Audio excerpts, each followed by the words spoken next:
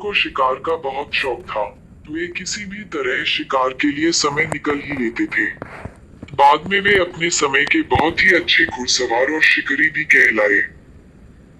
एक बार राजा अकबर शिकार के लिए निकले। घोड़े पर सरपट दौड़ते हुए उन्हें पता ही नहीं चला और केवल कुछ सिपाहियों को छोड़कर बाकी सेना पीछे रह गई।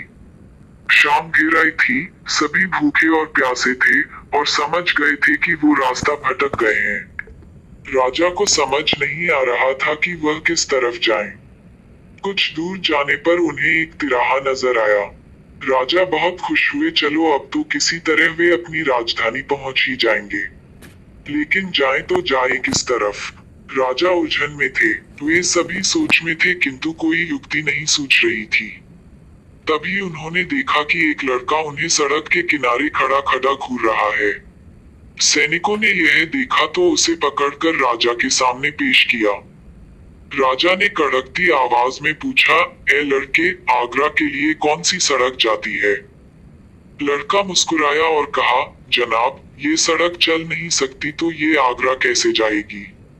महाराज, जाना तो आपको ही पड़ेगा। और यह कहकर वह खिलखिलाकर हंस पड़ा। सभी सैनिक मौन खड़े थे, वे राजा के गुस्से से वाकिफ थे। लड़का फिर बोला, जनाब, लोग चलते हैं, रास्ते नहीं। यह सुनकर इस बार राजा मुस्कुराया और कहा, नहीं, तुम ठीक कह रहे हो। तुम्हारा नाम क्या है? अकबर ने पूछा। मेरा नाम महेश दास है महाराज, लड़के ने उत्तर दिया। और आप कौन हैं? अकबर ने अपनी अंगूठी निकालकर महेश दास को देते हुए कहा, तुम महाराजा अकबर, हिंदुस्तान के सम्राट से बात कर रहे हो। मुझे निडर लोग पसंद हैं। तुम मेरे दरबार में आना और मुझे ये अंगूठी दिखाना। ये अंगूठी देखकर मैं तुम्हें पहचान लूंगा। अब तुम मुझे बताओ कि मैं किस रास्ते पर चलूं ताकि मैं आगरा पहुंच जाऊं।